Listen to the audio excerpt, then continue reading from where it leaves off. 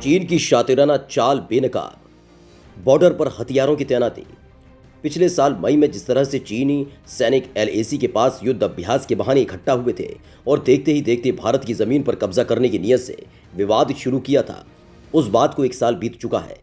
लेकिन एक बार फिर से तपती हुई मई में चीन की नापाक हरकत का खुलासा हुआ है, जिससे पता चलता है कि चीन कभी सुधर नहीं सकता।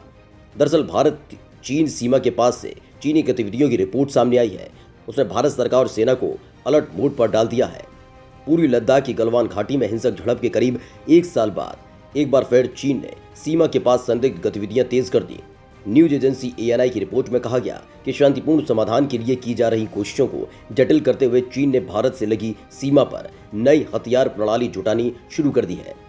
रिपोर्ट में बताया गया कि चीन भारतीय सीमा के पास बड़ी तादाद में हथियार इकट्ठे कर रहा है, जिसके बाद दोनों देशों के बीच गतिरोध और बढ़ने के आसार लगाए जा रहे हैं।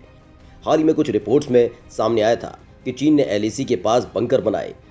एलएसी पर लगातार मिल रही चीनी गतिविधियों और हथियारों की तैनाती की खबर के बीच भारतीय वायुसेना प्रमुख RKS भदौरिया ने भी लद्दाख का शुक्रवार को दौरा किया और सेना की तैयारियों की समीक्षा की। इस समय चीनी सेना एलएसी के विपरीत अपने क्षेत्र में सैन्य अभ्यास कर रही है, जिस वजह से वायुसेना प्रमुख RKS भदौरिया का शुक्रवार को लेह का किया गया दौरा काफी अहम माना जा रहा है। सूत्रों ने बताया कि वायुसेना प्रमुख को उस क्षेत्र में भारतीय सेना द्वारा की गई तैयारियों के बारे में ब्रीफिंग दी गई।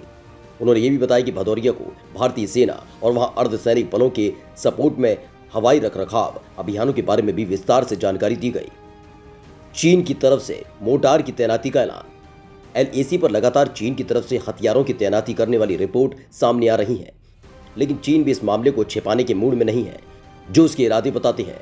दरअसल इन रिपोर्ट्स के बीच ही चीनी सरकार के भोंपू ग्लोबल टाइम्स ने भी एलएसी पर गतिविधि बढ़ने की पुष्टि कर दी। चीनी सरकार के मुखपत्र ग्लोबल टाइम्स का हवाला देते हुए एशिया टाइम्स ने बताया कि चीनी पीपल्स लिबरेशन आर्मी ने mobile hit and run firing position का संचालन करने के लिए नई स्वचालित रैपिड फायर मोर्टार की तैनाती की घोषणा की है। मोर्टार इस क्षेत्र में चीनी सेना द्वारा लाया गया चौथा वीपन सिस्टम है। इससे पहले पीएलए वहां पर 122 मिलीमीटर कैलिबर स्वचालित हॉवित्जर, बख्तरबंद, असाल्ट वाहनों और लंबी दूरी के कई रॉकेट लॉन्चर सिस्टम की तैनाती कर चुका है। मिसाइल सिस्टम और रॉकेट आर्टिलरी की पहचान HQ-17A field air defence missile system और PHL-11 122 mm calibre self propelled multiple rocket launcher system के रूप में की गई। हालांकि हथियारों के लॉजिस्टिक बोझ से बड़ी मात्रा में मोर्टार हथियारों को उच्च ऊंचाई तक ले जाने में मुश्किल हो सकती है, फिर चाहे वे हेलीकॉप्टर्स द्वारा हवा से ही क्यों न गिराए गए हों। लेकिन ऐसा नहीं है कि चीन की लगातार बढ़ती गतिविधियों को लेकर भारत खामोश है या फिर किसी भी तरह की तैयारी नहीं कर रहा। पिछले हफ्ते विदेश मंत्री एस जयशंकर ने कहा था कि सीमा पर तनाव के बाद चीन के साथ संबंध चौराहे पर है और इसकी दिशा इस बात पर निर्भर करती है कि चीनी पक्ष आम सहमति का पालन करेगा या नहीं, और क्या वे दोनों देशों के बीच हुए द्विपक्षीय समझौतों पर अमल करेगा। ये भी काफी महत्वपूर्ण रहेगा। एलएसी पर तनाव में दिखी नरमी, लेकिन विवाद अभी खत्म नहीं। पिछले साल मई में चीन ने भारत से लगती एलएसी पर विवाद शुरू किया था, जिसके बाद दोनों देशों के बीच तनाव भी देखने को मिला था, जो उस वक्त चरम पर पहुंच गया था जब जून में गलवान घाटी में भारत और चीन की सेनाएं आमने सामने आ गई थी और खूनी संघर्ष हुआ था, जिसमें दोनों ही तरफ के सैनिक हताहत हुए थे। 9 महीने बाद जरूर चीन ने अपनी तरफ से एलएसी पर तनाव कम करने का ऐलान करते हुए अपने कदम वापस खींचे थे, लेकिन अब भी कई जगहों पर विवाद बरकरार है, जिसे लेकर लगातार बैठकों का दौर जारी है। दरअसल पिछले दिनों कई दौर की बातचीत के बाद भारत और चीनी सेना ने लद्दाख के पेंगोंग लेक से 2 क्षेत्रों से डिसएंगेज किया, लेकिन अभी भी दोनों सेनाओं के बीच में गोगरा हाइट्स, हॉट स्प्रिंग्स और डेप्सांग समेत अन्य जगह आमने सामने वाली जगहों को लेकर बातचीत चल रही है। पिछले 1 साल से ही चीनी पूर्वी लद्दाख में एलएसी पर गतिरोध करने में जुटा हुआ है। हालांकि भारत ने हर बार चीन को मुंह तोड़ जवाब दिया। पिछले साल जून महीने में गलवान घाटी में भारत चीन के जवानों के बीच हिंसक झड़प भी हुई, जिसमें भारत के 20 जवान शहीद हो गए थे।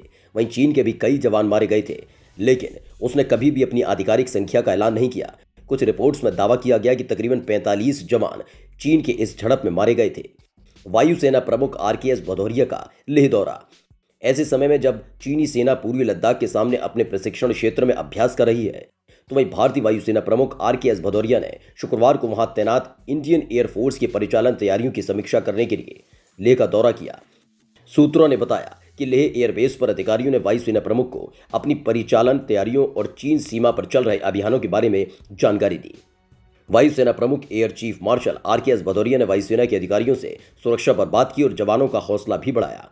उन्होंने भारतीय वायुवीरों को किसी भी चुनौती का सामना करने के लिए हरदम तैयार रहने को कहा।